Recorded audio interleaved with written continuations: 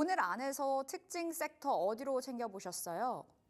네, 오늘은 이제 출산 장려 정책, 엔젤 산업이죠. 이제 올해 이제 저출산 고령화 대책에 대한 이제 총 이제 100조 원을 투입하겠다라는 이야기가 나왔습니다. 그래서 오늘은 이제 관심 섹터로 이제 출산 관련된 종목을 좀 섹터를 좀 보고 있는데요. 일단은 이제 저출산 고령 사회와 그다음에 보건복지부가 제14차 인구 비상 대책을 개최하겠습니다. 그래서 2025년 저출산 고령 사회 시행 계획을 심의 확정을 했고요. 이번 시행 계획 같은 경우는 저출산 고령사회 기본법인 이 3조에 따라서 수립하는 제4차 저출산 고령사회 기본계획이 마지막 연도로 좀 계획이 잡혀 있고요.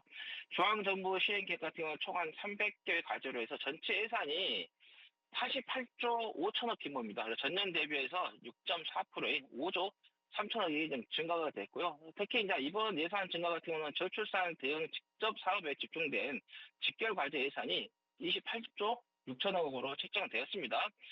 그리고 이번 인원 전년이 한 25조 3천억이었는데 3조 3천억 정도 늘어났고요. 또한 이제 17개 이제 광역 지자체 시행 계획이 이제 모인 2025년 지자체 시행 같은 경우도 지역 특성을 이제 반영을 해가지고 6,741개 자체 사업의 총 사업비가 전년 대비해서 1조 5천억 원, 14.1% 이제 증가한 12조 2천억으로 투입될 예정입니다. 그리고 이재명 정부가 대선 기간에도 이제 이 인구 정책에 대해서 계속해서 이야기했었죠. 그래서 이제 이재명 정부가 인구 절벽 문제를 이제 국가 존립 위기로 이제 인식을 했죠. 그래서 이제 저출산 대응 이제 컨트롤 타워에 대통령 직속의 저출산 고령사회위원회의 권한 강화를 본격 추진할 것이라고 전망이 되고 있습니다. 그리고 현재 지금 저출산 고령사회위원회 같은 실질적인 기획이라든가 뭐 집행 권한이 없습니다. 그래서 부처 간에 협의하고 자문 역할에 좀 한정되어 있었는데 정책 추진력 부족에 대한 비판이 꾸준히 제기되어 왔습니다. 그래서 이에 따라서 정부가 위원회 그 조직 구조와 이상을 전면 재정비하겠다.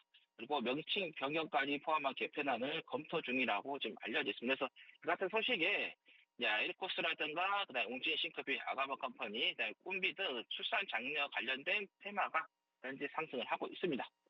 네, 출산 장려 관련해서 특징 섹터로 말씀 주셨는데요. 지난번에도 에르코스로 우리 지금 오늘 수익 많이 보고 있습니다. 잠시 후에 AS 해보도록 하겠고요. 자, 그렇다면 오늘의 관심주는 어딜까요? 섹터 쪽에서 이제 관심주는 이제 메디앙스를 말씀드리도록 할게요. 이제 메디앙스 같은 경우는 유아용품, 그다음에 스킨케어, 위생용품 등을 생산하는 기업이고요. 아까 말씀드린 것처럼 정부에서 출산 장려 정책의 수혜주로 꼽힙니다. 그리고 최근 정부가 인구정책 TF를 적용시키고 출산 장려금, 뭐 아동 수당 확대 등 다양한 정책을 예고하면서 저출산 관련주로 시장의 주목을 받고 있죠. 최근에 수급을 봐도 외국인 쪽에서의 매수세가 최근에 순매수가 이어지고 있는 그런 사이고요. 그다음에 생활건강 부분 쪽에서의 이제 유아용품입니다. 매출이 한 70% 차지합니다. 그리고 패션이라든가 스킨케어, 안구 등에서도 다양한 유아 관련 제품을 좀 보유를 하고 있고요. 그다음에 최근에 이제 영업 손실이 좀 지속되고 있었습니다. 근데 보시면은 부채 비율이 낮고요. 현금 유동성이 높은 편입니다. 그리고 최근 이제 5년간에 보면은 유상증자라든가 전환사채 발행 이력이 없습니다.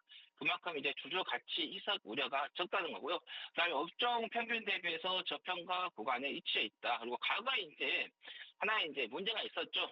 이제 최대 주주의 횡령 배임으로서 거래 정지 이력이 있었습니다. 근데 현재는 이제 경영 정상화가 이루어진 상태다 이렇게 보시면 되겠습니다. 자, 그러면 주가를 한번 보도록 할게요. 아까 말씀드린 것처럼 이제 한번 여기에서 이제 거래 정지가 좀 됐던 그런 부분인데 이 횡령에 대한 부분들은 어느 정도 해결이 됐던 그런 부분이고요. 그리고 이제 작년 이제 12월에 여기 이제 저점을 찍었어요. 1790원을 찍고 나서 이걸 좀 깨지 않고 있는 그런 흐름이다. 4월 달에도 시장이 관세 정책으로 인해서 많이 흔들렸을 때도 깨지 않는 그런 흐름이고요. 지금 보시면은 또 단기적으로도 잘 지지를 좀 받고 있는 그런 부분이다 이렇게 보시면 될 것 같습니다. 그래서 지금 현재가 자리에서 뭐 중단기적으로도 충분히 대응이 가능한 자리다라는 말씀드립니다. 네, 메디앙스 받았습니다. 섹터 안에서 관심주 지금 자리에서 중장기적인 관점으로 접근 가능하다 말씀 주셨고요.